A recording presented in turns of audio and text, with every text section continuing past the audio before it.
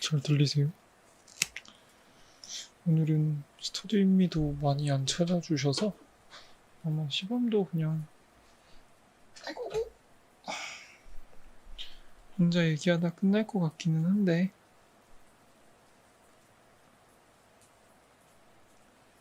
오늘도 공부하느라고 고생 많으셨습니다. 어떤 하루들을 보내셨나요?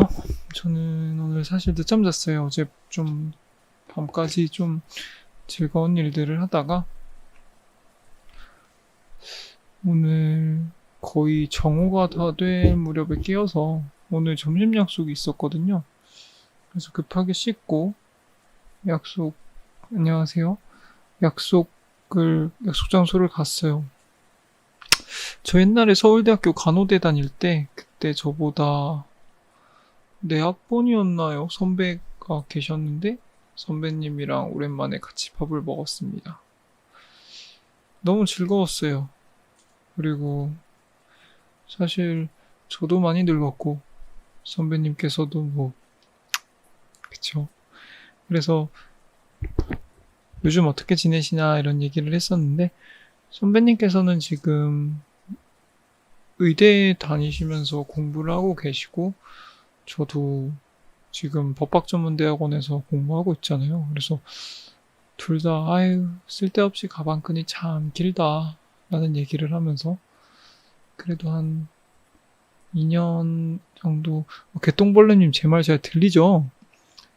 2년 정도만 더 고생하면 형도 저도 저는 2년 아닙니다. 저는 150일도 안 남았는데 어쨌든 형님도 저도 이제 조금만 더 고생하면 좋은 날 올 거다 이런 얘기하면서 잘 놀았습니다. 그러다가 이제 형님한테 지난 2년 어떻게 지냈니? 이런 얘기를 했을 때 사실 이런 일도 있었고 저런 일도 있었고 좋은 일도 있었고 힘든 일도 있었고 좋을 때는 사실은 너무너무 행복했지만 슬플 때는 제가 많이 아팠어요 라고 이야기를 했는데 그 뒷부분 얘기하는 거 힘들고 슬프고 이런 얘기를 하면서 와 내가 많이 행복하구나 라는 생각이 들었습니다. 왜냐면은 이게 행복하지 않은 상태에서 힘들었던 시절의 얘기를 하는 거는 정말 쉽지 않은 것 같아요. 그러니까 그런 얘기를 할 때마다 가슴이 찌릿찌릿하면서 트라우마라고 하나요? PTSD라고 하나요? 그런 것들이 막 올라오면서 계속 스트레스를 받기 때문에 사실은 내가 심적으로 안정이 안 되면 누군가가 물어봐도 힘들었던 얘기에 대해서는 조금 뒷전으로 미루고 그냥 좀 일이 있었어 이 정도로 얘기를 하는데 그게 아니라 제가 길게 이러이러한 일이 있었고 그래서 난 이런 느낌이었고 그래서 난 이런 일들이 있었고 그 상황 속에서 이런 생각들을 했고 이겨내려고 이런 일들을 했고 그래서 지금은 이렇다 그런 얘기를 하는 나를 보면서 와 내가 이제 자신이 있구나 나의 힘들었던 얘기를 마음껏 떠올리고 마음껏 얘기할 수 있을 정도로 나 이제 내가 갖고 있는 이런 환경이나 이 모든 것들에 대해서 앞으로 정말 잘 살아갈 자신이 있구나 라는 생각을 하게 되었습니다. 그래서 되게 뜻깊은 시간이었어요. 그러니까 앞에 이렇게 같이 얘기하고 웃고 앞으로 미래에 어떻게 살 거예요 형님 이런 얘기를 하는 것도 굉장히 의미가 있었지만 마지막에 그동안 많이 힘드노 이렇게 했을 때 제 얘기를 쭉 할 수 있는 걸 보면서 나 참 잘했다 기특하다 라는 생각을 하게 되었습니다. 오늘은 사실 그 이후에는 계속 공부를 했어요. 근데 집중이 되다 안 되다 할 수밖에 없는데 내가 요즘 왜 이렇게 집중이 저녁엔 떨어지지라는 생각을 해봤더니 그럴 수밖에 없어요. 난 공부량이 많거든. 그 어느 때보다. 그렇기 때문에 당연히 지칠 수밖에 없거든요. 여러분들도 공부하는데 너무 컨디션이 좋고 집중이 계속 잘 된다 이러면은 너무너무 다행이지만 한 번쯤 의심해 볼 만해요. 내가 공부량이 적은가? 뭐 그러지 않으시겠지만 저는 위안을 삼자면 공부하다가 딴 생각이 나고 막 화도 나고 힘들고 이래서 잠깐 왜 그러지라고 생각을 해봤더니 돌이켜보니까 열심히 살았더라고요. 지칠만 하더라고요. 그래서 여러분들도 혹시 그런 생각이 하면 조금 나 열심히 살았나 보다 이렇게 생각하시면 될 것 같아요.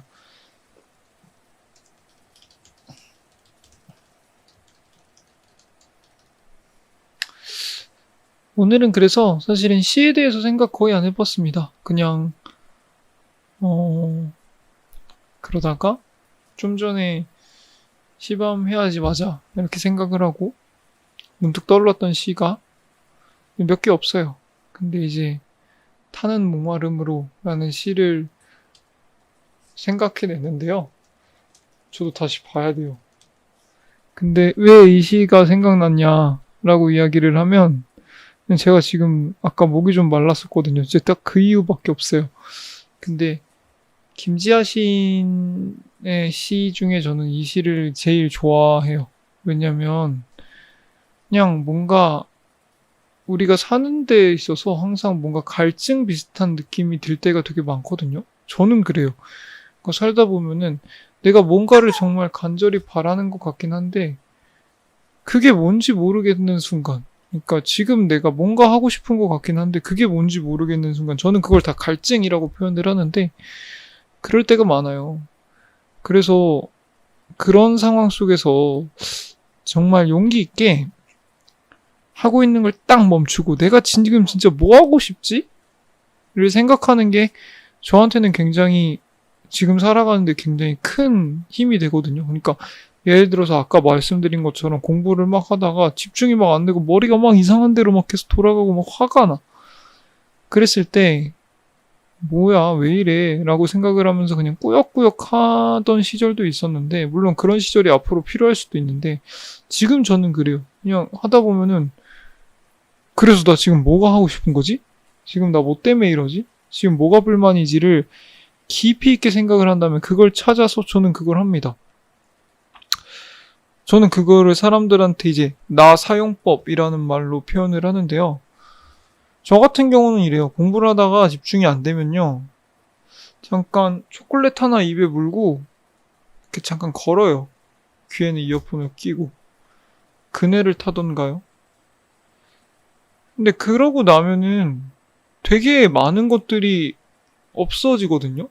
한 10분에서 15분 정도를 그렇게 보내고 나면 그럼 결국에는 그게 그냥 휴식이 필요했던 거예요. 당이 필요했다거나. 근데 이제 우리는 그걸 쉽게 하지 못하는 이유는 내가 지금 정말 화장실이 가고 싶은 거면 가겠는데 그게 아니라 뭔지 모르겠을 때 이 시행착오를 거치는 것 자체가 이제 우리에게 굉장히 낯선 솔루션인 거죠.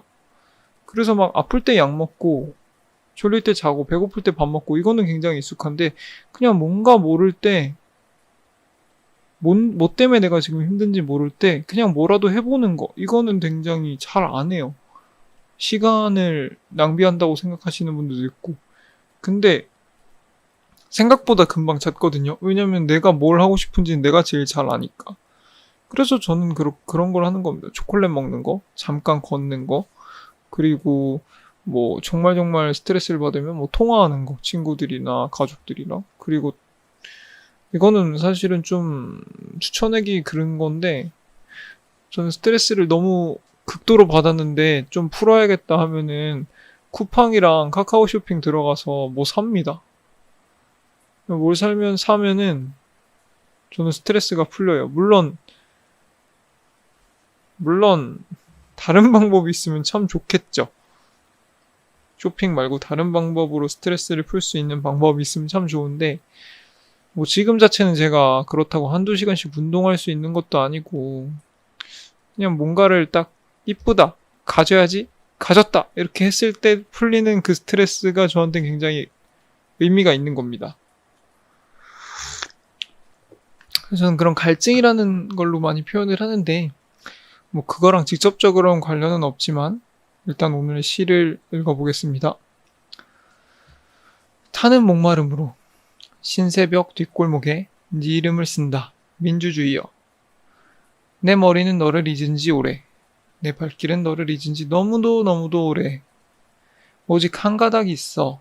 타는 가슴 속 목마름의 기억이. 네 이름을 난 몰래 쓴다. 민주주의여. 아직 동트지 않은 뒷골목의 어딘가 발자국 소리, 호르락 소리, 문 두드리는 소리, 외마디 길고 긴 누군가의 비명소리, 신음소리, 통곡소리, 탄식소리, 그 속에 내 가슴팍 속에 깊이 새겨지는 네 이름 위에, 네 이름의 외로운 눈부심 위에 살아오는 삶의 아픔, 살아오는 저 푸르른 자유의 추억, 되살아오는 끌려가던 벗들의 피 묻은 얼굴, 떨리는 손, 떨리는 가슴, 떨리는 치 떨리는 노여움으로 나무 판자에 백묵으로 서툰 솜씨로 쓴다. 숨죽여 흐느끼며 네 이름을 난 몰래 쓴다. 타는 목마름으로 민주주의여 만세. 이렇게 약간 강렬하고 저항정신이 깃든 시가 우리나라에 크게 이렇게 두 시대에 걸쳐서 써지는데요. 한 세 시대 정도로 할 수 있을까? 뭐 약간 조선시대까지 가면 수양대군이랑 싸우는 그런 사육신들이 쓴 시도 굉장히 그런 느낌이 있잖아요. 뭐 이제를 탓하노라, 아니면은 뭐 이 몸이 죽어가서 무엇이 될 거 아니고, 이런 것들 성산문 시인의 시나 이런 걸 보다 보면 그 시대 나름대로의 저항정신이 느껴지고, 두 번째로는 제가 항상 써먹는 시지만 윤동주 시인이나 이육사 시인이나 한용운 시인 같은 일제시대의 독립시인, 저항시인, 그런 사람들이 있는 거고요. 마지막으로는 이제 군부정권, 독재정권 속에서 썼던 몇 가지의 그런 김지아 시인간으로 대표되는 그런 시들이 있는데요.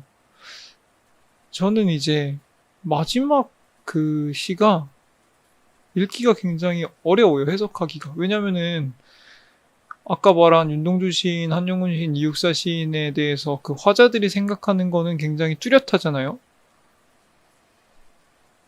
일제라는 굉장히 뚜렷한 게 있고, 아까 말한 성산문 시인 같은 경우는 그냥 왕위를 찬탈한 그 누군가에 대한 분노인데, 이렇게 민주주의라는 개념 속에서 하는 이제 70년대 80년대 시인들의 시를 보다 보면 뭐지? 그러니까 뭔지는 알겠는데 이분들은 왜 이렇게 분노를 하시지? 그러니까 저도 분노가 들긴 들거든요. 그러니까 근데 다른 사람들과 다르게 이분들이 이 상황 속에서 더 분노할 수 있었던 이유는 뭘까? 라는 생각을 합니다.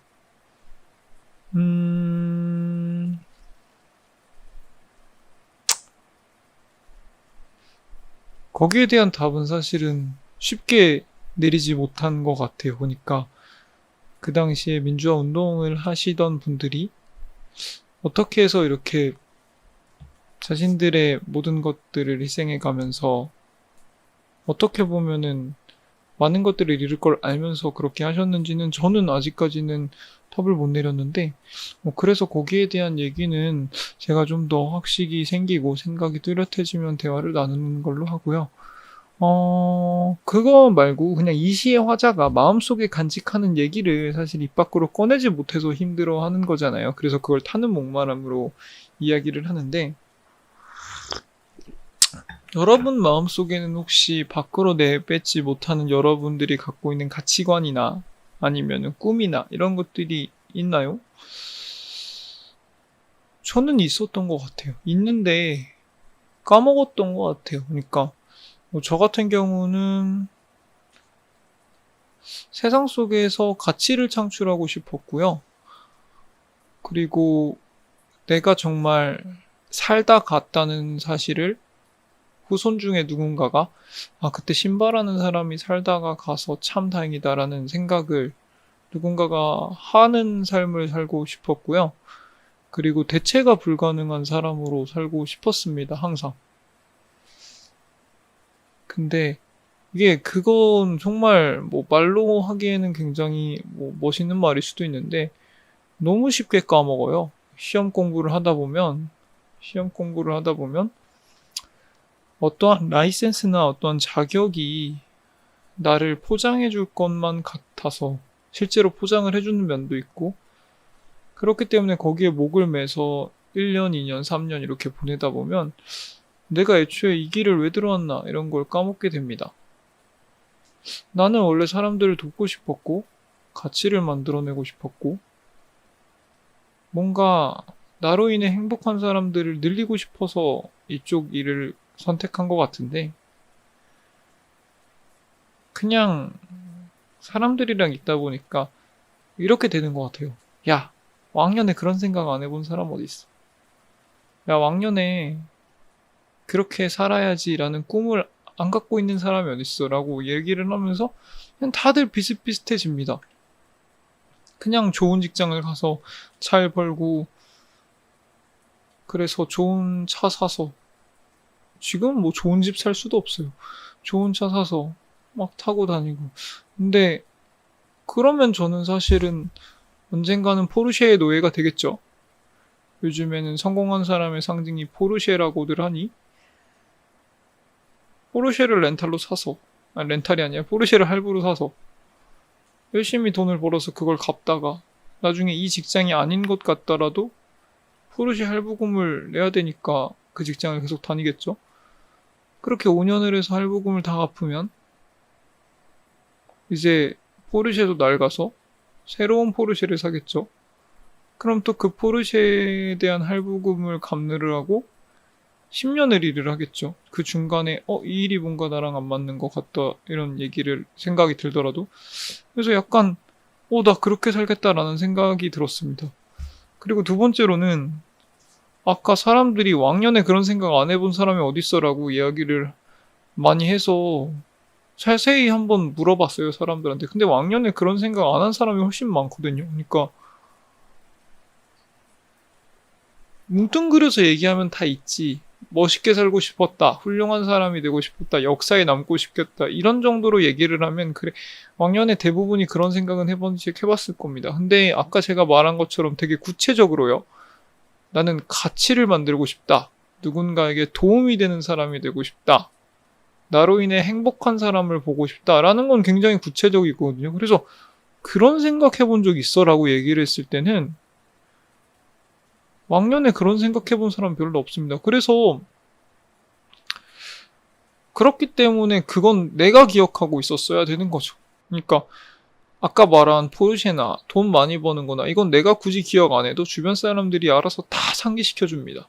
왜냐면은 주변 사람들이 단톡방 같은 데서 나 얼마 벌었네, 나 이 차 샀네 자랑하고 인스타에 막 올리다 보면 나도 그래야 될 것 같은 생각은 시시때때로 계속 들거든요. 근데 그게 아니라 남들은 한 번도 생각해보지 못한 나만 갖고 있었던 뭔가 이상향을 우리가 그런 사람들이 많이 꿈꾸는 거에 가려서 너무 쉽게 잊어버린다.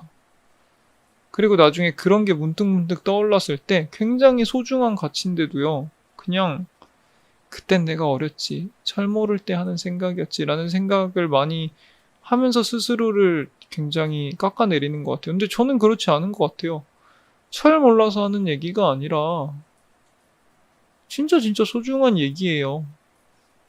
그리고 그런 거를 계속 간직하고 노력을 해서 성과를 이뤘을 때 그거에 대한 보상 심리보다 애초에 내가 이걸 시작한 그 가치관을 위해서 그걸 쓸 수 있는 그런 사람들이 정말 역사에 남는 거고 뭔가를 만들어내는 사람들이겠죠. 그리고 저는 여러분들 중에 상당수도 그런 가치관들을 갖고 저랑 공부를 시작하셨을 거라 믿습니다. 하다못해 가족들을 행복하게 해주고 싶다, 가족들을 풍요롭게 하고 싶다, 이것도 얼마나 아름다운 생각입니까? 근데 세상 사람들은 그렇게 봐주진 않잖아요. 그냥 쟤 호의호식 하려고 변호사 시험 보겠지.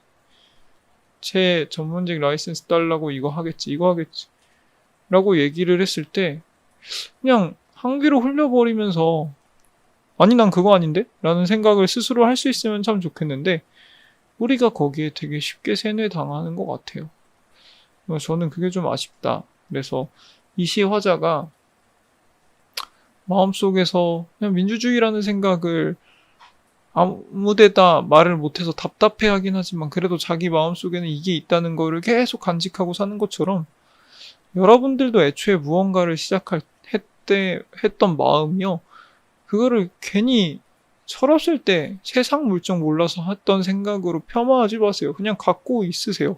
그러면은 언젠가는 그거를 뭔가 가까이 갈 수 있는 기회가 살다 보면 올 수도 있는데 그때 갈지 말지는 자기가 선택하는 문제지만 그걸 간직하고 있었던 사람이 반갑다라고 생각하면서 그 기회를 자세히 보는 것과 그걸 완전히 망각하고 뭐야? 이러면서 그냥 자기 할 일 하는 그런 거는 완전히 다른 삶이라고 생각을 하거든요. 그래서 저는 여러분들도 지금 하고 계시는 열심히 전념하시는 일들이 가끔 멘붕이 왔을 때 내가 애초에 이건 왜 시작했지? 라는 걸로 잠깐 돌아가서 그 동기가 설사 조금 현실적이지 않더라도 그걸 좀 다시 다시 상기시키고 간직하려고 노력했으면 좋겠습니다. 남들이 저한테 굉장히 비현실적이고 뜬구름 잡고 허무맹랑하다는 말 되게 많이 해요. 근데 그건 그 사람들한테 비현실적인 거지 저한테는 현실적인 경우도 되게 많았습니다. 그냥 제가 적극적으로 얘기를 안 할 뿐인 거지. 그리고 그 중에 상당수는 허무맹랑한 얘기였지만 제가 현실로 만들어 나가고 있는 것들도 많고 현실로 만든 것들도 많고 그러니까 남들이 이걸 폄하하는 이유는 남들이 이거를 철모르다고 얘기하는 이유는 그 사람들이 여기에 대해서 충분히 생각해보지 않아서일 수도 있고요. 그 사람들이 가진 그릇이 그 정도일 수도 있고요. 아니면 그냥 시사하면서 하는 소리일 수도 있는데 거기에 너무 스스로의 숭고한 가치관이나 꿈을 그래 내가 조금 철없나 보다라는 말로 폄하하지 않으셨으면 좋겠습니다. 두 번째로는 목마름에 대해서 얘기를 하는데요. 목마름에 대해서 저는 여러분께 말씀을 드렸는데 물을 많이 드세요. 물을 많이 드시면 정말 많은 것들이 해결됩니다. 살도 빠지고요. 그리고 공부하다가 사람이 당연히 한 50분 정도 공부하면 10분 정도 멘탈이 조금 나가요. 그래서 사실은 대부분의 대학교나 고등학교나 수업도 50분이라면 10분 쉬고 막 이런 것들을 만들잖아요. 근데 우리가 조바심이 심하면은 그 자체도 못해요. 막 3시간, 4시간씩 앉아있어요. 그게 나쁘다는 건 아닌데, 중간중간에 휴식이 필요한 사람들도 분명히 있거든요. 5분에서 10분 정도라도. 근데 그거를 할 때마다 죄책감을 이빠이 받으면 사실 안 쉬는 것만 못하겠죠. 그러니까 내가 1시간을 열심히 공부했어. 그래서 나는 5분 정도 인스타그램 같은 거 봐도 되는데 만약에 그걸 보는 상황 속에서 죄책감을 계속 받고 이걸 덮고 나서도 인스타 왜 봤어 이러면은 안 하는 게 낫겠죠? 근데 저는 그때 화장실 가는 것만큼 현명한 생각이 없는 것 같아요. 그러니까 우리가 밥 먹으면서 죄책감 덜 들잖아요. 왜냐면 밥은 어차피 먹어야 되는 거니까 하루 3끼는 공부를 하더라도 물론 그 시간을 줄일 수는 있겠지만 잠도 비슷하거든요. 잠도 어차피 자야 되는 거니까. 근데 저는 화장실도 비슷하다고 생각을 하는데 저는 그래서 물을 계속 먹고 하루에 화장실을 10번도 넘게 가는데 그게 처음에는 제가 막 영상에서도 말했지만 너무 컴플렉스여서 진짜 막 기저귀를 차야 되나 이런 생각을 많이 했었는데 잘 생각을 해보니까 어차피 나는 1시간에 한 번 정도는 쉬어야 되는데 그때 그냥 마냥 쉬면은 처질 수도 있는데 물을 많이 마시고 화장실을 가니까 죄책감이 없고 리프레시도 나름 되는 겁니다. 그리고 이제 화장실을 갔을 때만큼 이제 컨디션 회복이 빠른 것도 없잖아요. 짧은 시간에. 좀 그때 약간 익사이팅함을 즐기는 것 같아요. 그리고 물을 많이 마시면 확실히 건강에 좋은 것 같아요. 저는 사실 운동도 거의 안 하고 그냥 음식도 물론 샐러드 같은 걸 좋아하긴 하지만 진짜 몸에 좋을 만한 행동들을 그렇게 많이 안 하거든요. 근데 유일하게 내가 내 몸을 남들보다 아끼면서 할 수 있는 거는 물을 많이 마시는 건데 물을 많이 마시니까 공부를 하다가도 변비 같은 것도 잘 안 앓고 그렇습니다. 네, 여러분들도 목마름을 느끼면 바로 물을 많이 마시고 항상 저처럼 옆에 큰 텀블러를 놓고 계속 물을 마시세요. 이게 습관이 안 되면 저한테 카톡을 주시면 제가 텀블러를 선물해 드릴게요. 네, 그러니까 여러분들 다들 물 많이 마시면서 그렇게 공부하셨으면 좋겠습니다. 네, 제가 오늘 준비한 얘기는 여기까지고요. 아이고, 오늘도 너무 저는 기분 좋은 게 시범을 다 할 때쯤 되니까 제가 점점 졸려와요. 졸려오니까 나 오늘 열심히 살았나 보다 라는 생각을 하면서 하루를 마무리할 수 있게 되었습니다.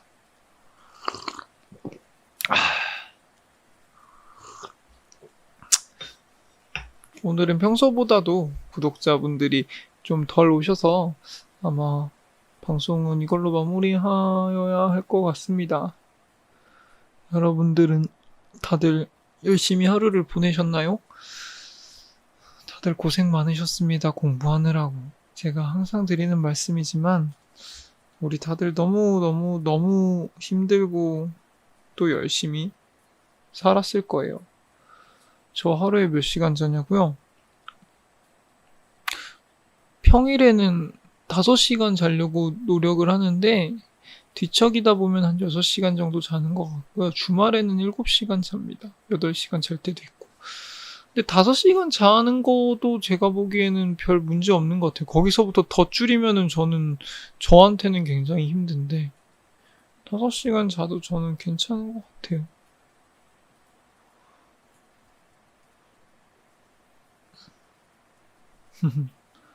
하루 일과요.